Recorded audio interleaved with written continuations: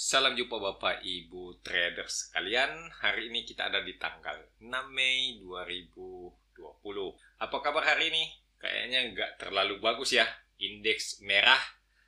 Coba kita lihat chartnya dulu. Hari ini indeks ditutup di angka 4.608,79.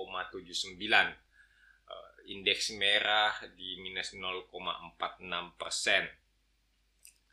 Kalau kita lihat indeksnya lebih dekat, sekarang kita coba perbesar sedikit ya. Oke, indeks masih tertahan di sekitar Fibonacci 38,2. Kayaknya masih sesuai walaupun dia naik turun.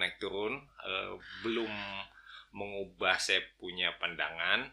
Sebenarnya udah sejak lama ya saya punya pandangan bahwa indeks kita itu masih akan sideways di antara 4.605 sampai dengan 5.030. Ya, meskipun beberapa minggu lalu sempat sideways-nya di bawah range yang saya perkirakan, tapi ya sejauh ini sih saya masih belum atau tidak bermaksud untuk mengubah analisa saya. Belum ada suatu pertanda yang agak heboh sehingga saya bisa atau berpikiran untuk mengubah analisa range sideways IHSG. Dengan penampakan seperti ini, seperti biasa saya belum terlalu berani juga, jadi belum terlalu banyak mengambil posisi untuk trading. Saya lagi berjaga-jaga membatasi resiko supaya kalau tiba-tiba indeksnya meluncur turun lagi di luar range sideways yang saya analisa, saya bisa membatasi kerugian saya seminimal mungkin. Ya, nggak mungkin lah saya bilang untuk mencegah kerugian ya, karena kerugian itu adalah resiko. Kalau nggak ngambil resiko ya nggak dapat cuannya dong. Jadi dalam perdagangan minggu ini, tersisa satu hari lagi ya, di hari Jumat, saya kira IHSG kemungkinan masih belum bisa bergerak jauh dari sekitar Fibonacci 38,2. Ya, mungkin hijau, mungkin merah, tapi kayaknya nggak bisa terlalu jauh ya. Nggak bisa diharapkan untuk tiba-tiba bergerak terlalu tinggi. Kayaknya pasar akan reaksinya nggak terlalu bagus deh. Kawan-kawan yang baru ketemu channel Stok Indonesian, yang baru browsing atau kebetulan nyasar di channel Stok Indonesian, perkenalkan, channel Stok Indonesian adalah channel yang senantiasa melakukan analisa pergerakan harga saham di Bursa Efek Indonesia secara teknikal. Jadi kalau teman-teman berminat untuk melakukan analisa teknikal ataupun ingin menjadi trader di Bursa Saham Indonesia, jangan ragu-ragu, langsung saja subscribe. Dan teman-teman bisa meninggalkan kode saham yang ingin kita bahas bersama di kolom komentar. Selain bagi-bagi analisa gratisan, teman-teman juga bisa mendapatkan tulisan yang menarik seputar analisa teknikal. Teman-teman bisa memeriksa link yang ada di bawah setiap video. Ada link yang untuk mengisi formulir pendaftarannya. Nah, teman-teman boleh mengisinya. Nanti pada saat tulisannya udah selesai dibuat, kita akan langsung kirimkan ke alamat yang teman-teman berikan, baik itu alamat email ataupun nomor WhatsApp. Jangan lupa untuk pantengin terus channel Stok Indonesian, terutama di tanggal 7 Mei 2020 jam 16.00 waktu Indonesia Barat. Karena kita akan ngabuburit bareng Fibo Princess Ibu Linda Lee, wanita pertama di Indonesia yang disertifikasi oleh IFTA sehingga berhak menyandang gelar CFTE. Hari Kamis, tanggal 7 Mei 2020, jam 16.00 waktu Indonesia Barat. Ngabuburit bareng Fibo Princess. Mari kita lihat saham MAPI. Kayaknya MAPI ini udah barusan ya kita bahas ini ya. Kalau lihat penampakannya seperti ini sih kayaknya barusan ya. Dia punya kotak-kotak ini belum terlalu jauh. Mungkin kita butuh sedikit bantuan. Kita tambahkan sedikit. Karena kelihatannya MAPI ini baru saja menembus satu resisten ya, setelah bergerak dalam range sempit di sekitar ini, kemudian berhasil menembus suatu area resisten di sekitar angka 650-an. teman-teman bisa melihat ini adalah resisten, sekarang sudah berubah menjadi support. Ingat, kalau satu resisten ditembus, maka dia akan berubah secara otomatis menjadi support. Teman-teman bisa meletakkan support di sini ya, di akan 650.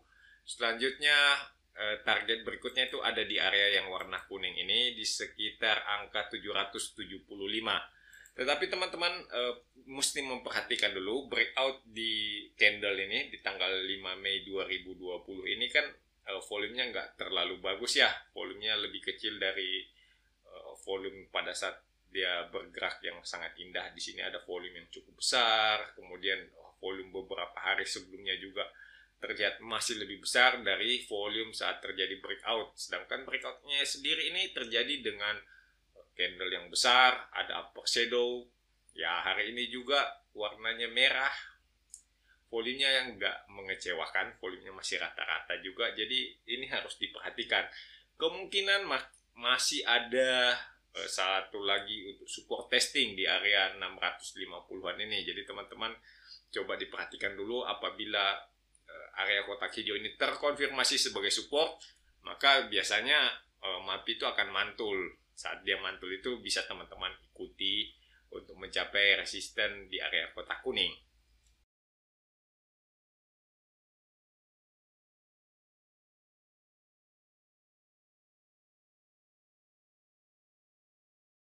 Mari kita lanjut dengan Cleo. Cleo kayaknya udah cukup lama ya kita bahas. Oke, kita pindahkan dulu sedikit resistennya ke arah yang lebih dekat. Kayaknya ini resisten yang cukup bagus untuk Cleo ya. Di sini teman-teman bisa melihat terjadi cukup banyak transaksi yang nggak tepat-tepat banget, tapi ada di sekitar sini. Kemungkinan ini adalah resisten. Teman-teman bisa berjaga-jaga karena kebetulan hari ini kelihatannya ini adalah dark cloud cover ya. Jadi dibukanya gap up, kemudian turunnya itu ditutup di setengah dari candle hijau sebelumnya. Kayaknya ini adalah dark cloud cover. Teman-teman yang punya Cleo boleh diperhatikan ini Cleo, hati-hati karena ada dark cloud cover. Kalau di hari Jumat nanti terkonfirmasi, maka Cleo kemungkinan besar akan turun.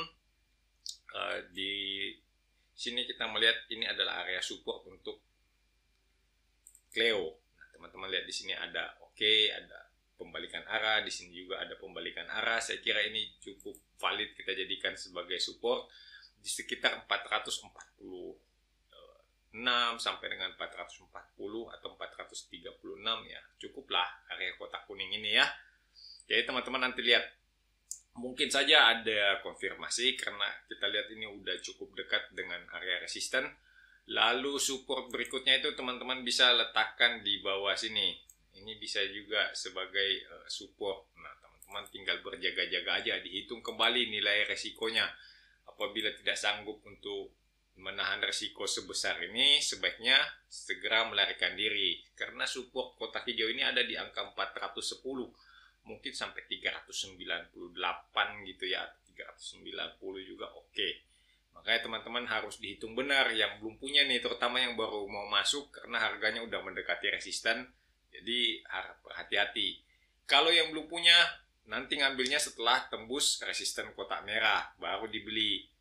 Atau nunggu di support, entah di kotak kuning atau di area kotak hijau.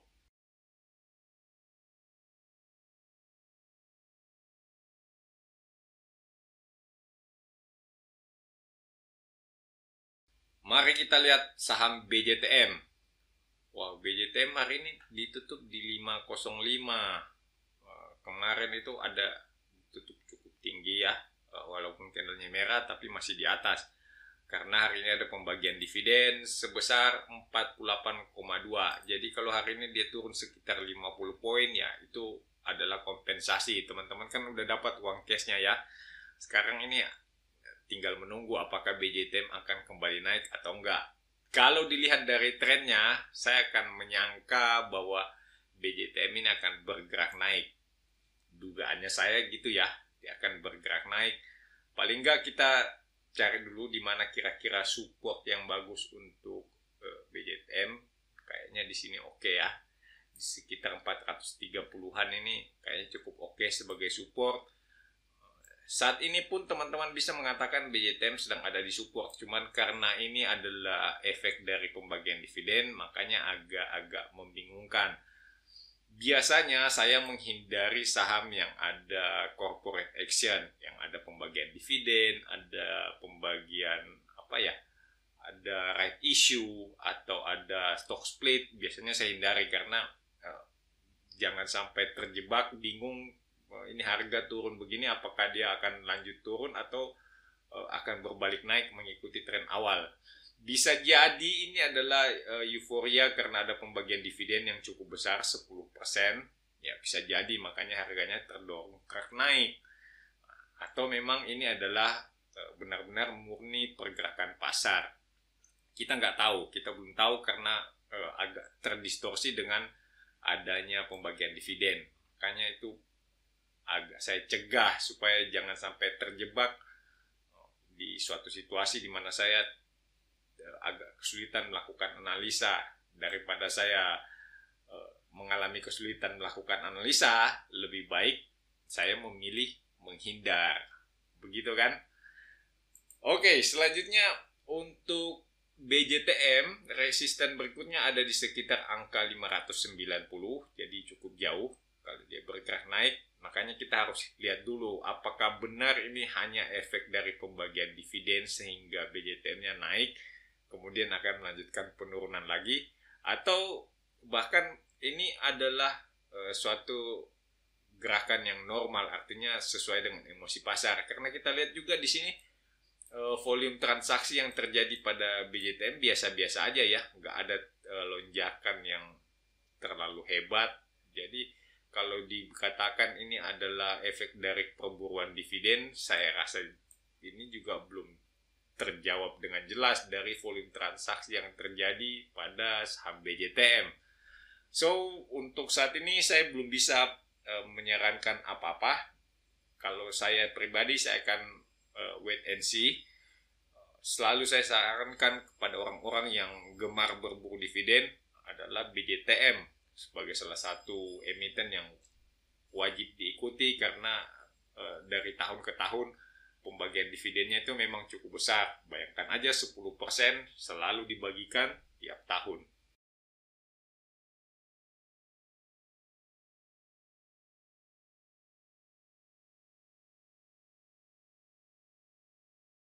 Mari kita lihat ISAT.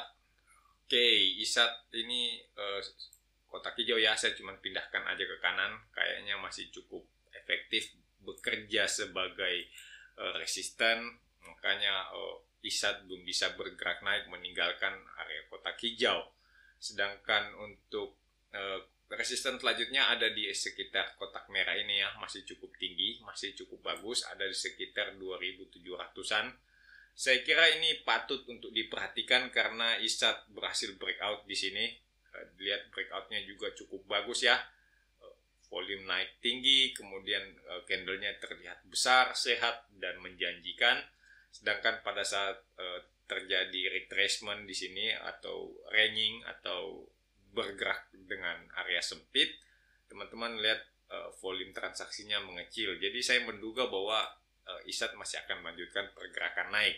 Untuk yang belum punya, apakah boleh beli sekarang? Ya, kalau yang belum punya mau beli sekarang silahkan. Karena kita melihat ISAT ada di sekitar area support, jadi resikonya saya kira nggak terlalu besar. Sehingga kalau teman-teman yang membeli sekarang, yang baru mulai membeli misalnya di hari Jumat, kemudian tiba-tiba harganya turun di bawah area kotak hijau, bisa melakukan cut loss dengan menghadapi resiko kerugian yang tidak terlalu besar.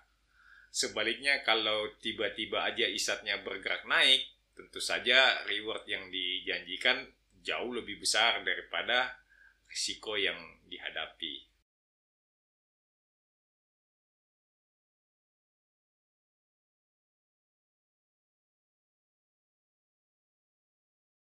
Mari kita lanjut dengan KF. KF barusan aja kita bahas ya. Coba dilihat beberapa video sebelumnya supaya teman-teman mendapatkan gambaran lebih jelas bagaimana saya meletakkan area kotak merah, kotak kuning, dan kotak hijau ini.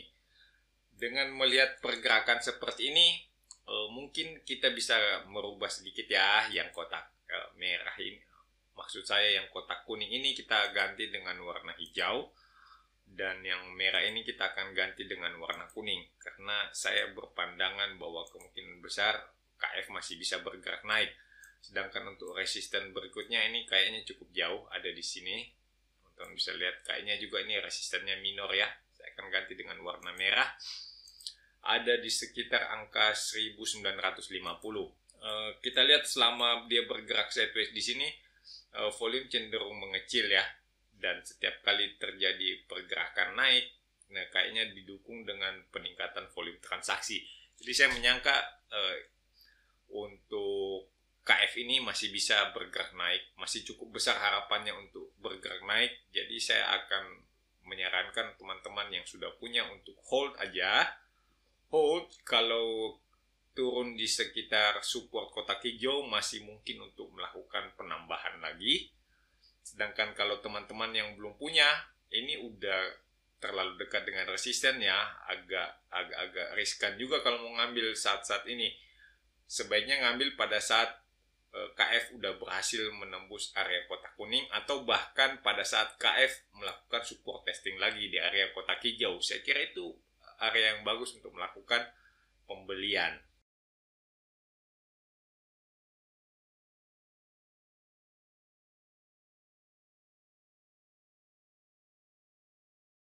Mari kita lanjut dengan MNCN. Kayaknya MNCN juga belum lama ya kita bahas. Kayaknya MNCN juga masih bergerak pelan-pelan. Pelan tapi pasti kita masih mengharapkan MNCN untuk turun.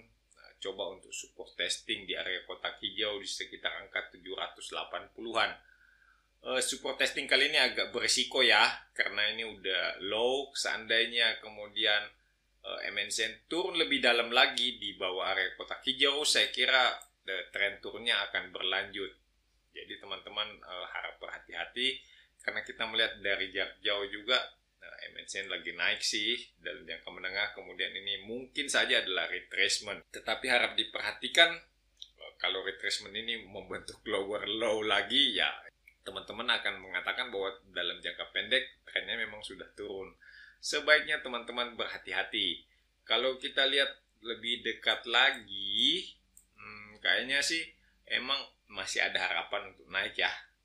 Masih ada harapan untuk naik. Dalam pergerakan naik ini volume cenderung bertambah, kemudian dalam pergerakan yang turun cenderung untuk berkurang volume transaksinya. Walaupun secara umum kita mengatakan ya masih rata-rata sih ini dalam beberapa hari terakhir ini ya volumenya masih rata-rata, tapi kalau kita lihat secara total ya ini dalam tren ini sih lebih kecil ya dia punya volume transaksi. Jadi saya masih beranggapan kemungkinan besar dia akan mantul, tetapi untuk berjaga-jaga maka teman-teman sebaiknya mulai berpikir untuk membatasi resiko. Jangan terlalu berani, karena kita lihat juga kemungkinan besar ini kalau melakukan support testing dan teman-teman kebetulan nggak berjaga di depan komputer, di depan gadget, sehingga ada kemungkinan MNCN longsor lebih dalam dan terlambat melakukan cut loss. Ini agak-agak berbahaya karena tren jangka pendeknya turun, kemudian tren yang lebih pendek lagi di sini juga sedang turun. Kita nggak tahu jelas, kita belum tahu pasti apakah ini saat terjadi pembalikan arah atau masih akan melanjutkan turun. So, teman-teman lebih baik berhati-hati untuk saham seperti ini.